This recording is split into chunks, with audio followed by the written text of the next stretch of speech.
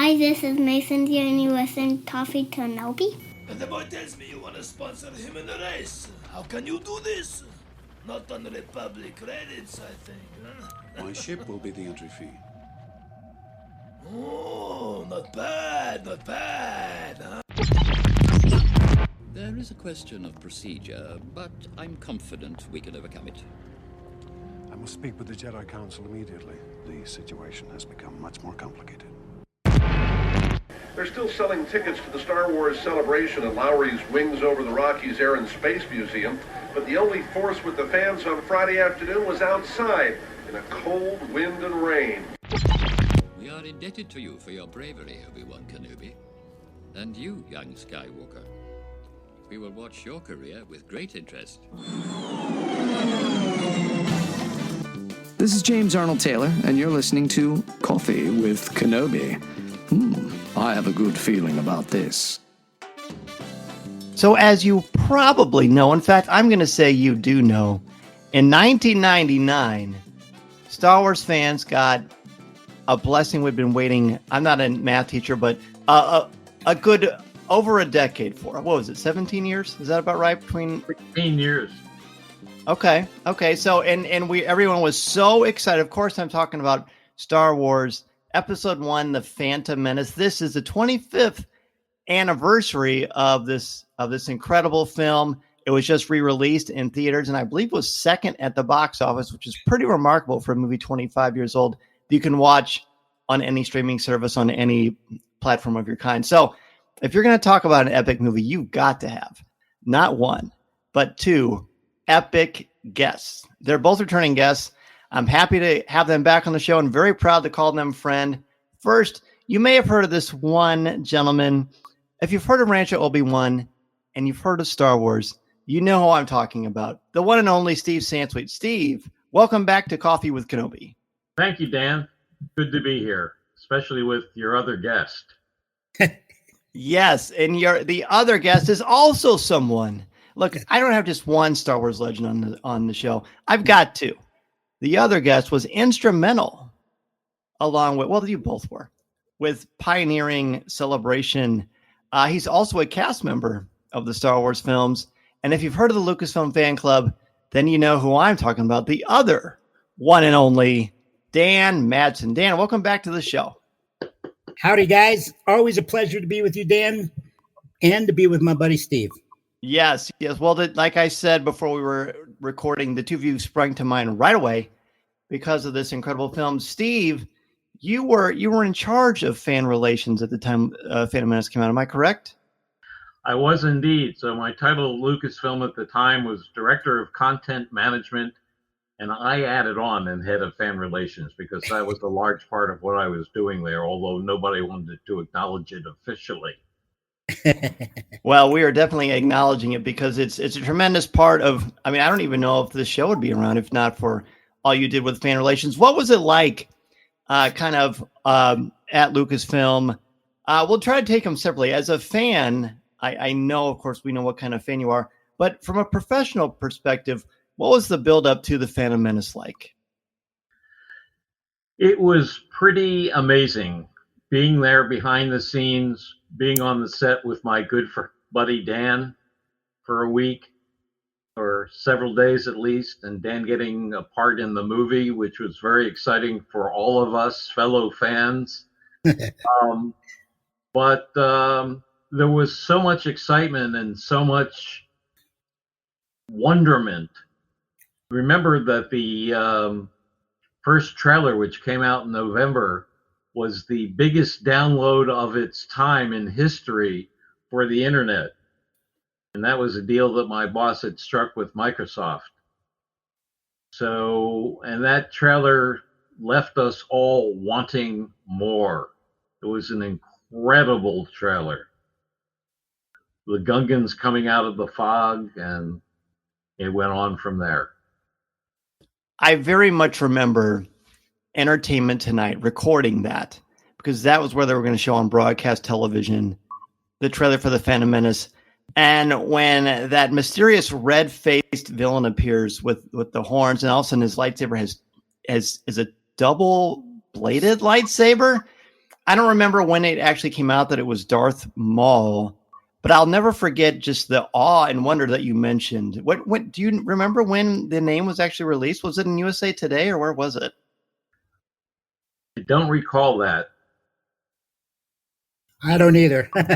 Yeah, I don't either. Dan, what was it like for you? Because you of course were still obviously pioneering the fan club, and there was the build up to the Phantom Menace. What was it like for you from that perspective?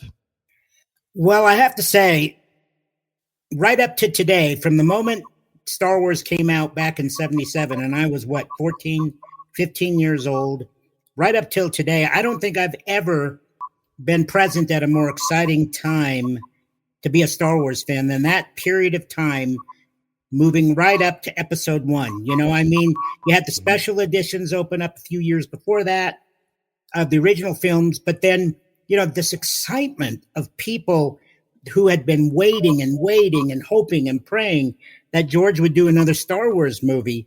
And, you know, the anticipation of, oh my God, we're going to the movie theaters. We're going to watch a brand new Star Wars movie. That excitement was palatable. You just, you know, you could feel it everywhere. And with the fan club, and I'm sure Steve felt this being at Lucasfilm, you know, I mean, putting out the magazine, and then we had the catalog, the Jawa Trader, of selling all the product, and you know, it's just, and the fan mail that would come in, and the messages that we would get, and it just, I've never felt a more exciting time to be a Star Wars fan than that. Those months were going right up to the release of Episode 1. Oh, I believe it. I remember USA Today had like a daily Star Wars, sort of like a tidbit. And I subscribed to the USA Today just to get that. I cut them all out, kept them in a shoebox, probably. I'm sure Steve probably did something similar. And we were so hungry for that news. But was there sort of a sense within the company? Was anyone nervous or trepidatious, or was it sort of like, well, this is Star Wars, it's a home run? Mm-hmm. I don't think anybody put money on it. People were confident in George, but nobody knew. It was a whole new generation of fans. It was a generation of older fans who grew up on the original trilogy, and nobody knew what the reception would be. You have to remember, as George remembers very well, some of the nitpicky reviews for the first three movies. Mm-hmm. And what George has been quoted as saying is, well, they didn't like the first three, so why is it a surprise that they don't like the prequels? Now, that's not quite the way I remember it, but it's certainly the way George remembers it. Dan, do you remember it? Was it, were you, from your perspective, were there a lot of nerves? Was there a lot of excitement, or was it maybe a little bit of both? I guess trepidation is normal. There is. I mean, well, there was trepidation. There was a lot of nerves going into it. I mean, for us, 2 weeks prior to the movie, you know, putting together this enormous event, the Star Wars celebration, and dealing with all the problems that we had to deal with between weather and other issues, it was nerve-wracking. But as far as the actual movie goes, you know, I had confidence. I'd seen enough of it in clips and scenes, and I got to go out to Skywalker Ranch and read the screenplay many months before. I knew what was going to happen, and I felt really good about it. So I wasn't nervous about it until, you know, some of the reviews started coming out, and I started going, well, what movie did they see? And did they not like this? And, you know, I don't know. That was a trying time right after the movie had come out. And Dan had invested a lot in the merchandise for Episode 1. And boy, was there a waterfall of merchandise.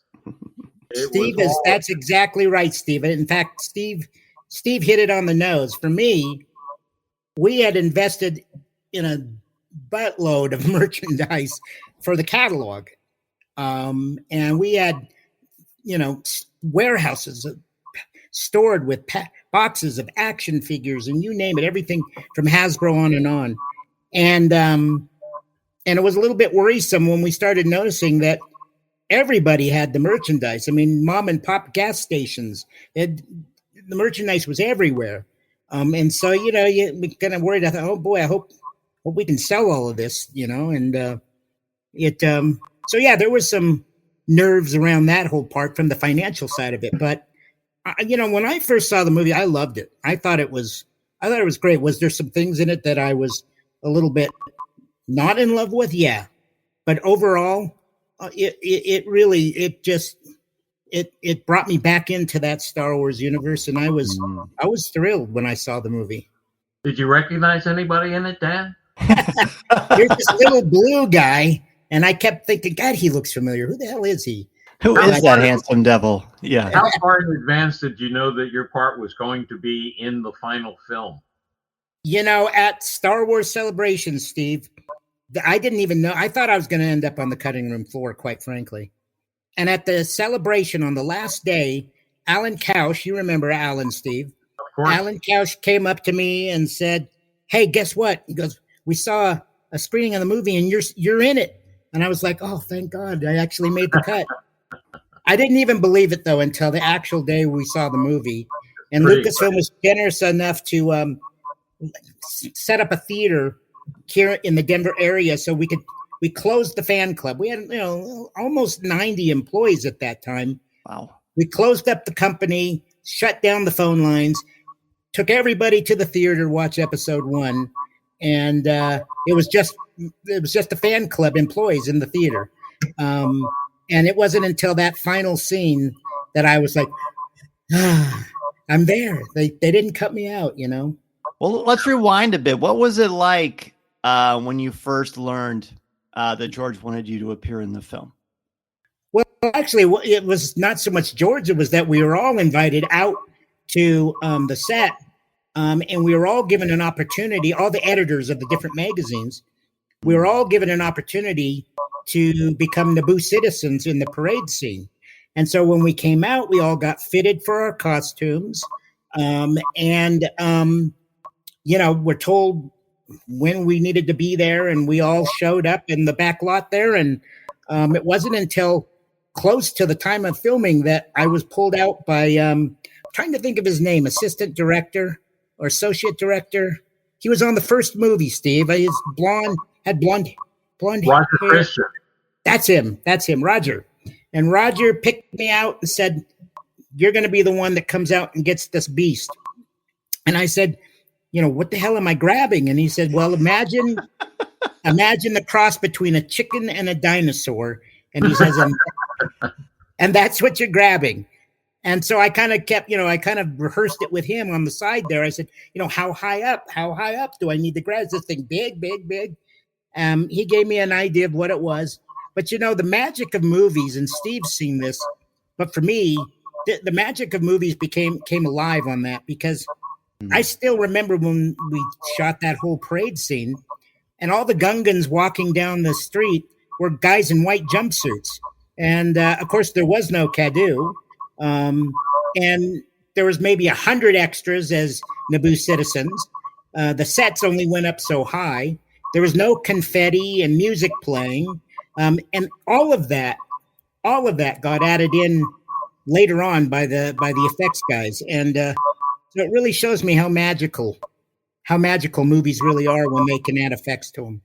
What Dan hasn't told you is that he had to play hooky for a week, because the original shooting of that scene was delayed for a couple of reasons, I guess, by a week. And so some of us had to go back to work. Yep. And didn't get a chance to be a Naboo citizen, even though we have pictures of ourselves as Naboo citizens. Lynn Hill told me, she goes, "I tell you this, but you got to stay another week, because they got to film some more stuff, and the skies were different or something. And so we got to get it when the day looks the same." And so I stayed an extra week to do that. Steve, George should have wrote you a note or something. You'd think, huh? Yeah. Yeah. And you know what I remember the most from that trip, though, was that it was at that exact time while we were all over there, Steve, that Princess Diana was killed in her car crash. Oh, my gosh. And I can remember being there and seeing the newspaper headlines all over the place. And I can remember the funeral, and I went and watched it, the funeral procession go by. And I'll never forget that while we were all there doing that, that was at the exact same time that she was killed in that car accident. I remember getting a call or a message that had happened, and I went out that Sunday morning and got the British newspapers, some of which I still have. Yep. It was a big shock to everybody. It really was. Absolutely. Well, there's a lot. There's so many. We could sit here, and that's one of the best things for me about hosting the shows. I want to feel like I'm sitting in a coffee shop with my friends talking Star Wars, and that's exactly what's happening here. And people listening, you can't see their faces, but these two are just lighting up like wonderful Christmas trees, because there's a lot of fun memories associated with this. I'm sure you listening have your own memories associated with this, but for me, and I know, Steve, this is your love language too, the merchandise. Yes, there was a plethora of it, but you know what? It was so much fun. It was so much fun. I remember walking into Pizza Hut and taking these greasy boxes. Years later, my wife said, "Why do you have a dirty pizza box in the attic?" And I was like, "Why don't you? This one has Padme on it." You don't have a pizza box flat, unfolded? I could not acquire one, but when I went into Taco Bell, I said to the employee, "I love your hat," and he took it off his head and gave it to me. So I have the Taco Bell employee Star Wars Phantom Menace hat. Now that's cool. One of my favorite memories after Celebration was after we had finished it on the last night, and I was exhausted after those 3 days. And so it was all over, and we had everybody was cleaning up and putting stuff away. My buddy who was there with me, we decided we needed to go get some dinner. So we left and went to go get some dinner. And as we had to drive past a Toys R Us. And I mean, there was a line starting from the front door, going all the way around the building, because it was that night that they were going to open and all those Episode 1 toys were going to become available. And I just remember seeing that line and thinking, oh my gosh, this is amazing. Midnight Madness. That's what it was. I remember it clearly now. Was that your idea, Steve? Midnight Madness? No, that was licensing's idea. And they keep playing that back every year in a slightly different way. I've never seen so much activity around May the 4th as I have this year. So they learned their lesson well. But one of the lessons to be learned from Episode 1 was there can be an overabundance of merchandise. And as Dan was saying, it was in every mom and pop store, every gas station. There was too much. And a couple of the licensees went out of business because of it. They overproduced. Oh. Yep. Yep. So you have to be watching that very carefully. I was overwhelmed, I must admit. Oh my gosh, I can't even imagine what it must have been like for you. Steve, do you have one of everything that was made for Episode 1 from licensing? Pretty much. I'm sure there's some things that are missing, like maybe one of the 91 Hope Industries watches, which was one of the companies that didn't survive Episode 1. But I have a lot of stuff. One of the first times I went to Rancho Obi-Wan, I saw the Pepsi cans. Tell us about the Pepsi cans and kind of what that was about. Well, there were collectible Pepsi cans, and they were done not only in the U.S., but other places, especially Japan, which did a slightly different version. They had stacked Pepsi cans with half an illustration on the top and the body of the character on the bottom. But in the U.S., it was trying to find the gold Yoda can that was packed in a number of cartons. Nobody knows how many. They never said how many. Or buy it on eBay. That's my default. If you can't find it, get it on eBay if nobody's trying to charge too much money for it. We were on like a river excursion, and we would go to the different docks. It was on the Mississippi actually, Dan, but there was no sign of our buddy Mr. Twain. Twain? Yeah. And we would go to the different docks, and every dock had like a little like gas station. And I would just run in there, and I bought more Pepsi cans. I'm surprised I didn't end up getting like dentures. I drank so much Pepsi looking for that gold can, and I never got it. But there was a black one too, wasn't there? Of Anakin and Darth Vader together. I don't remember that one. I remember the gold Yoda, but I don't remember that one. I don't either. Huh. I could be misremembering. It wouldn't You be might the have first. imagined that, Dan. It's very possible. Dan, did you get a rocket firing Boba Fett figure in the mail? No. I could retire off that today if I did. Yeah. Yeah. I remember one of the first times you came on and we talked about the wonderful, it became like sort of an urban legend, didn't it? Yeah. The rocket fire. Yeah. Absolutely. The false memories, a lot of them caused by advertising or famous scene. Well, I first saw Star Wars when it first came out, and they had the scene with Biggs at the beginning of the movie because people read the storybook and saw the color photo in the storybook of Luke talking to Biggs and Mos Eisley. Yes. And I remember thinking, did I see that? Because it does kind of play with your head, doesn't it? It does. Yeah, it does. What? So you mentioned Celebration earlier. So was the plan all along as we released this new Star Wars film, we want to do a massive convention to celebrate, or how did the two kind of work in tandem with each other? It was well thought out, completely structured. Every part of it was done in advance and carried out to a fare-thee-well, right, Dan? Absolutely, and I'm not going to steer clear of that. That's the story, and I stand by it. It's well actually, documented. What's funny is because Steve and I, Steve being Lucasfilm, I being the fan club, we had already been talking about, hey, we should do something as a fan event to celebrate the new Star Wars movies. And it was Steve and the Lucasfilm folks had been talking about it. And it was Steve, I believe it was you that called me and said, hey, we've been thinking about doing a fan event, and we think the fan club should do it because we want it to be by fans for fans. And it was Steve and I, that was that phone call that Steve made to me that was the very beginning of the celebration discussions, talks, and work that followed for months after that. And some of the most beautiful weather Denver's ever experienced. Is that right? Dear God, man. I tell you what, that was every morning I would wake up during that, and I swear my whole soul would just go, oh no.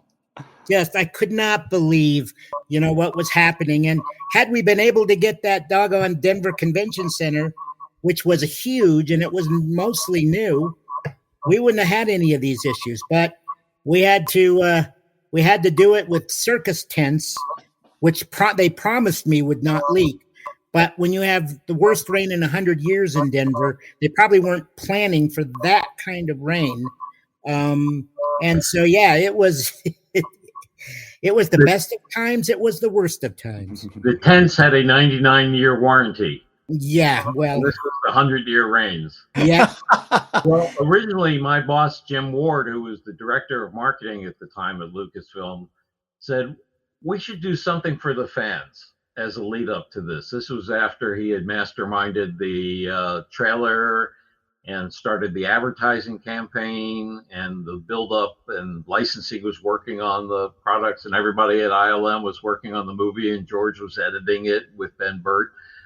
And at first he said, you know what we should do? We should do a fan event on a weekend, 2-3 weekends in advance of the movie in 5 cities at the same time. And I said, Jim, that's not the way fan conventions work. I don't think that's going to be very possible. He said, well, how about we do it 5 weekends in a row? And I said, moving a show like that, I mean, it's sort of like moving a Broadway show. The costs involved and the people involved would be crazy. And that's when I called Dan and sort of asked Dan for some help. And it turns out Dan and John Bradley Snyder and the folks at the fan club had been talking about doing a fan event anyway. And so that's when we noodled together and started planning. Well, I remember one of the fun things was coming up with a name. I mean, it sounds obvious now in retrospect, 25 years later. Star Wars Celebration is such an obvious name and such a great name. But I remember we had a list of about 50 names. Star Wars-a-Palooza. I mean, some really silly ones. What came close was Star Wars Fan Fest, because Jim wanted to get fan in there. Yep. But Celebration works on so many levels, then that's what we ended up with. It was the perfect name. It really was. And you know, had we, I remember when I did the search for another venue to put the convention in, and really all that was available to us in Denver was the Wings Over the Rockies Air and Space Museum. And as everyone knows now, it's a giant hangar with, you know, fighter planes and such. It was a museum, but they started opening it to do events there.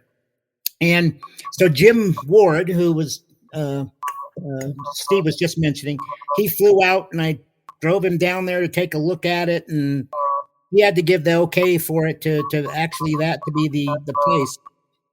But man, I'll tell you what, as I kept looking at the weather forecast, as we kept getting closer and closer, and I kept thinking, man, you know, this is not looking good. And I swear to you, every year since we held the celebration here in Denver on those exact dates, it's been absolutely sunny, blue sky, and beautiful. Of course. And every year I say the same thing to my friends and my wife. I say, good God, why couldn't we have had this kind of weather in 1999? And Dan, you know, it's almost like an insult, you know. And Dan, is there any truth to the fact that as you were getting closer and closer to the first celebration, that there was a man with a very large beard building a massive boat, loading up 2 of every animal? Yes. There was that was probably a sign. Yeah. It was just down the street. I should have taken that warning. Dan, what's your best estimate as to how many tickets were sold for Celebration? The best estimate I had was, and I don't have exact, but anywhere between 25 and 30,000 people attended that very first, which, you know, Steve, today, that sounds so tiny compared to the numbers they get to the celebrations today. You know, you know, they limit them now. Yes. They sell out so quickly on the full weekend tickets, and the VIP tickets at a rather astounding cost go like that. Yes. So, not to mention the hotels. And why was Denver the first site? Is that might be something that's obvious that I don't already know. Well, we looked at, if Steve and Rome remember, we looked at other places. I mean, I know we talked about LA and Chicago and New York and such, but then I came back with the argument. I said, well, guys, if you're going to have me do this thing, I need people to help me man it and run it. I need lots and lots of volunteers. I said, in Denver, I have almost 100 employees, but I also have incredible number of volunteers who've worked the local Star Trek conventions and such. So I said, I have the people that we can have to help volunteer and man the thing. And so ultimately, because the fan club was there, that's why Denver was initially decided to have it be there. And like I said, Jim Ward had to come out, and he had to look around, and he had to give his thumbs up on if this was indeed a good place to do it. And ultimately, obviously, he did.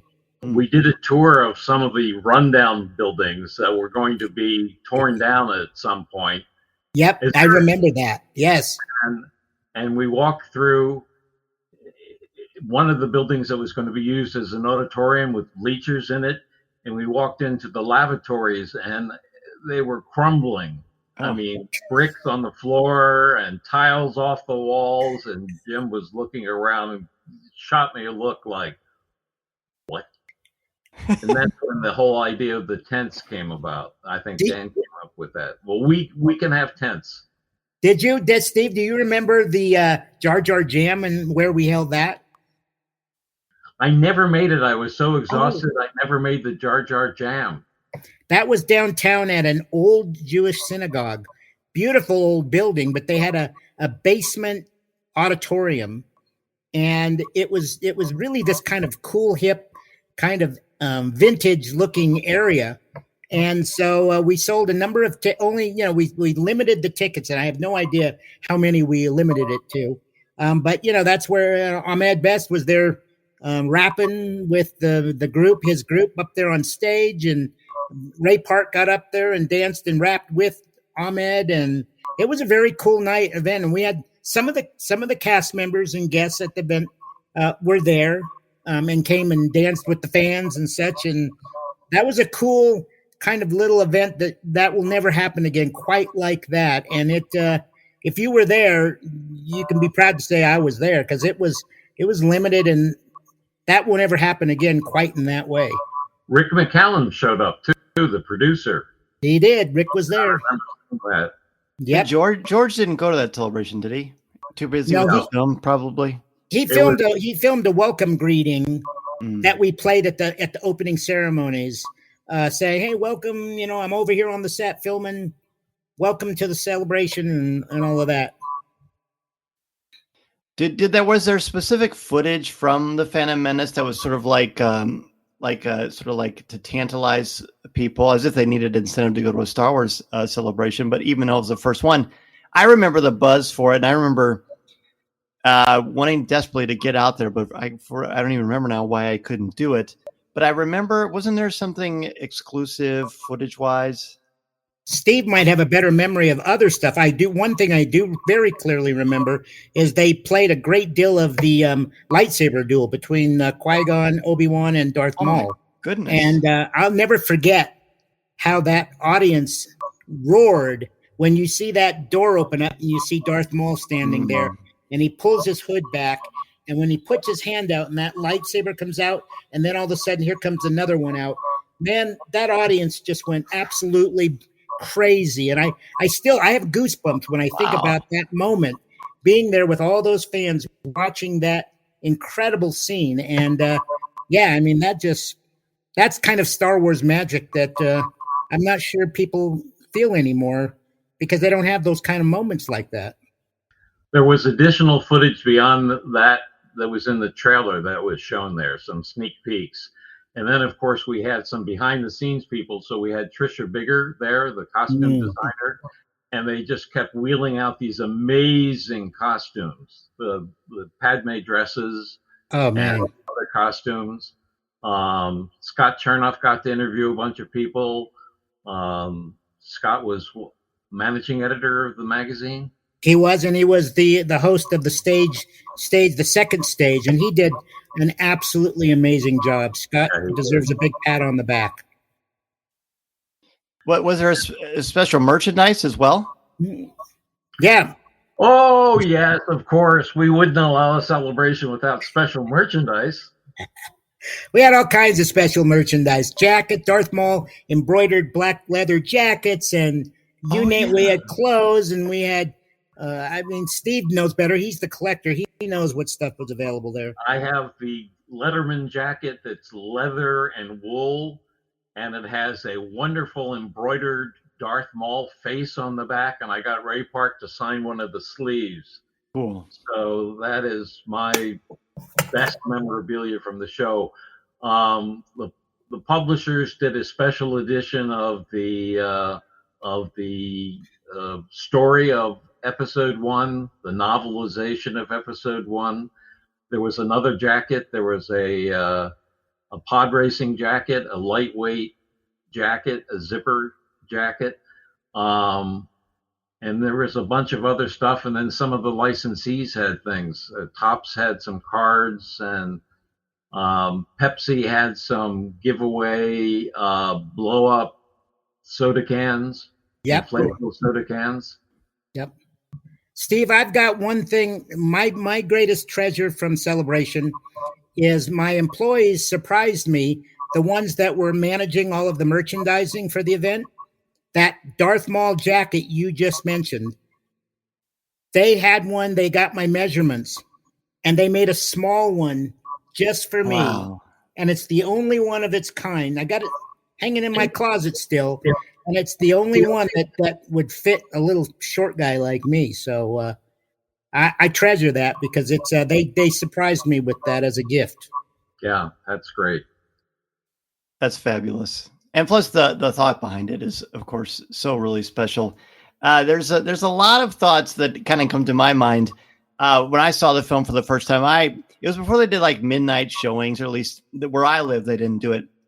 So it was a radio station. They were giving away a special tickets to a midnight show that was only for like local businessmen and fundraisers and things like that. And so I called the trivia question, and you'll both know this, is what was the name that Return of the Jedi was filmed under, the code name that Return of the Jedi was filmed under. And so I called and I somehow got through. I said, Blue Harvest, Horror Beyond Imagination. I won the tickets. I went and I went to the midnight showing. That next day I went 2 more times. I think I saw it like 11 times in the theater. Now I'm not in Brian Young territory where I would live there for like a month and a half or whatever. But I remember even seeing it at a drive-in. There was just such a wonderful thrill. What's a drive-in? I'll tell you about it sometime. You'll look love it. Look it up on the internet. On your Google machine, you'll have a lot of great stuff about that. But there was so much excitement. And my students now, when I say let's watch Star Wars, they don't say A New Hope or that first one. They say, oh, cool, Phantom Menace. Like that is Star Wars. To me, that's the genius of this franchise, is that while it continues to sort of reinvent itself and produce new content. So every generation, whether you're an original trilogy guy like us, or prequels, or Clone Wars, or you came in, with The Mandalorian or Young Jedi Adventures, whatever, there's always stuff there. But the Phantom Menace, I think it's aged beautifully, and I think people look at it quite fondly. I really do. I do too, Dan. I agree. I do too. It's really been surprising to me with its re-release this year. Mm-hmm. The love that's just that I keep hearing about it all over the place. It's really heartening. I don't know, Steve, are you hearing that too? Absolutely. I think a lot of the people who were sort of wishy-washy about it, or that was the thing to be negative about it, have really come out of their shells and are not afraid to say, I like that movie. Mm-hmm. That was a good introduction to the new Star Wars, to the previous era. Listening to Coffee with Kenobi, you are, with Dan Z, the podcast you're looking for. This is...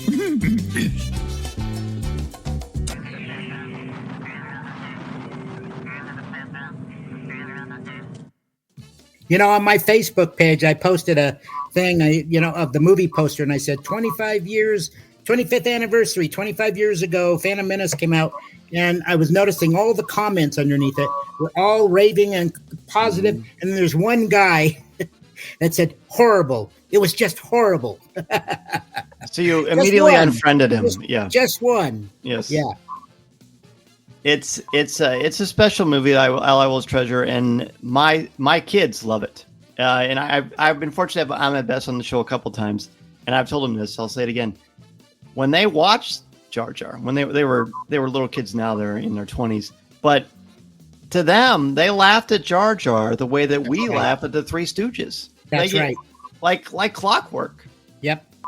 Well, Jar Jar was meant for kids, and in fact, George's son was the one who named Jar Jar. My understanding is that Jar Jar was what Jet called trucks. He loved trucks. So every time he looked out the window and saw trucks, he would say, Jar Jar. Oh, I didn't know that. That's fabulous. I'd never heard that story either. I love it. I may have just made that up, but I truly believe that to be the case. I like it. It's canon. If you made it up, I don't care. It's canon. It's exactly right. We've got two massive authorities here on that. Well, gentlemen, such a delight to reminisce about Star Wars Episode 1, The Phantom Menace. The two of you age like fine wines, just like this movie. And we are so grateful. Well, thank you. Seriously, this has been a real treat for me.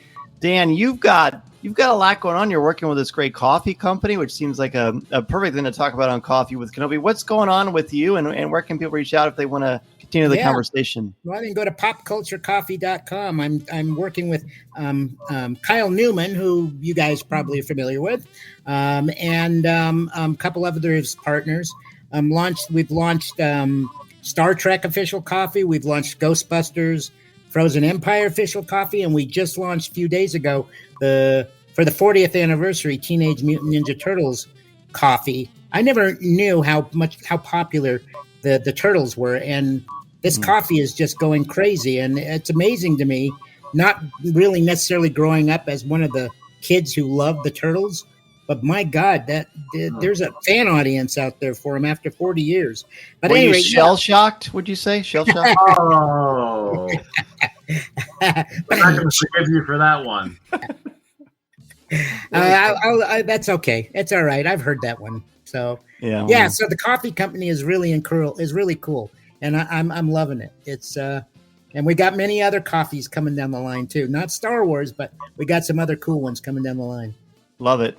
And Steve, Rancho Obi-Wan's still one of the most wonderful places to go and visit. What's going on with the ranch?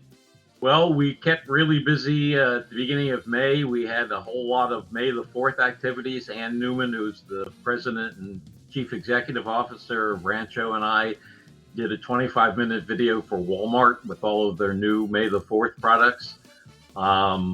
We had a display at Lucasfilm for their fan screening of Episode 1, 25th anniversary.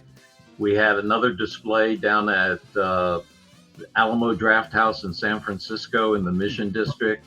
They showed all 9 movies. That was one of the 20 theaters in the U.S.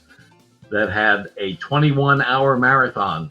Oh my gosh. I'm not sure I'd be able to stay awake for 21 hours. I don't know that I could either, Steve. I don't know. As much as I love the movies, it would be a little difficult. But they served food and drink, and we had a really nice display down there for 3 weeks. And we've gathered that back, and we're doing tours. This time of year, we tend to do usually more than one tour on a Saturday. So we have tours that we book far in advance for 10 a.m. and 3 p.m. and the tours last anywhere from 2 to 3.5 hours, done by our wonderful docents. And I always show up at the end and greet people and answer questions. So this is a good time for us. We're doing well, and we're always adding things to the collection and changing things around. So it's great fun. Well, thank you again so very much for talking about the 25th anniversary and just sharing your love and your experiences. Thanks for inviting us, Dan. I've enjoyed it. I love always hanging out with my buddy Steve. Thank you, Double Dan. This podcast is not endorsed by the Walt Disney Company or Lucasfilm Limited. It is intended for entertainment and informational purposes only. The official Star Wars website can be found at www.starwars.com. Star Wars, all names, sounds, and any other Star Wars related items are registered trademarks and or copyrights of Disney and their respective trademark and copyright holders. All original content of this podcast is the intellectual property of Coffee with Kenobi unless otherwise indicated. This is the podcast you're looking for.